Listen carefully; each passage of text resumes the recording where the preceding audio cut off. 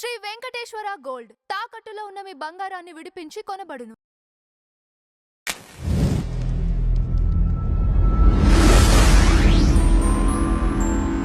Madam, Mohan Babu university గురించి మనందరికీ తెలిసిందే. అది one of the best university.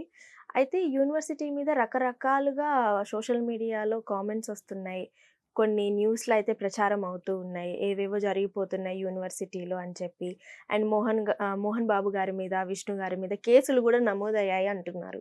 అసలు ఏం జరుగుతుంది అక్కడ? అది ఎంతవరకు నిజం? మోహన్ బాబు యూనివర్సిటీలో లెక్కల్లో తేడాలొచ్చాయని అతనికి కోపమొచ్చింది.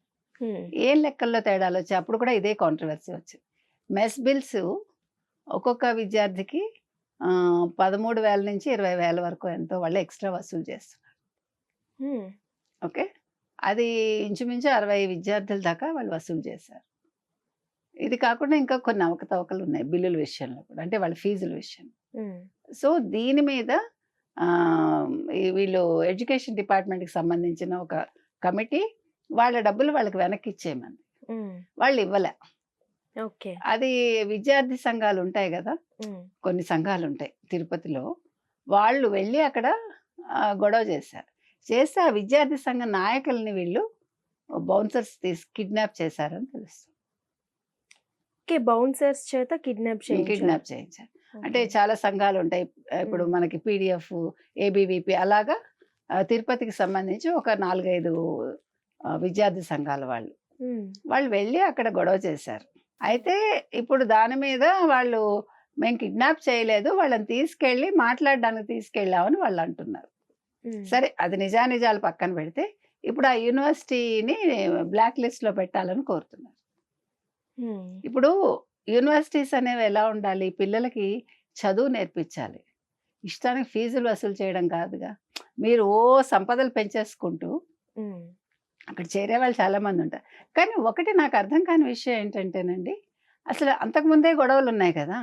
కొత్తగా అంటే ఇప్పుడు అకాడమిక్ ఇయర్‌లో కొత్తగా పిల్లల్ని తల్లిదండ్రులు ఎందుకు జాయిన్ చేస్తున్నారక్కడ? వాళ్ళు హ్మ్. ఆలోచించుకోవాలిగా. అదే గదా! ఇంత ఫీజులు కట్టి హ్మ్. ఇప్పుడు గొప్ప కోసం కాదు కదండీ చదువులు. మంచి గురువులుండాలి చదువులకి. కళాశాలలు ఎలా ఉంటాయేంటి? ఒకవేళ పాత బిల్డింగే అనుకుందాం. ఏం నామోషీ ఏముంది? చదువొస్తుందా రాదా అది కదా ముఖ్యం మనకి. హ్మ్. కానీ అలా ఆలోచించట్లే. పిల్లలేదో బెస్ట్ కాలేజ్‌లో చదివేయాలి. బెస్ట్ యూనివర్సిటీకెళ్ళిపోవాలి. కరెక్టే వెళ్ళాలి, చదవాలి. కానీ ఫీజులు కట్టాలిగా. హ్మ్. అందరూ కట్టలేరుగా.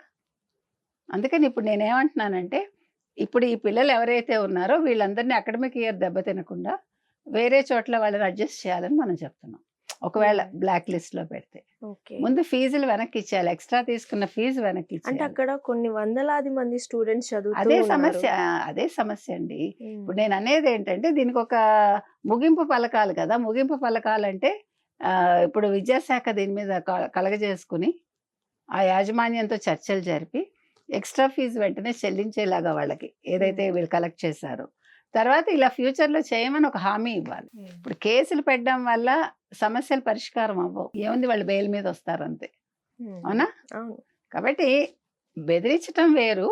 కానీ సమస్య పరిష్కారం వేరు. హ్మ్. మనకు కావాల్సింది పిల్లల ఫ్యూచర్.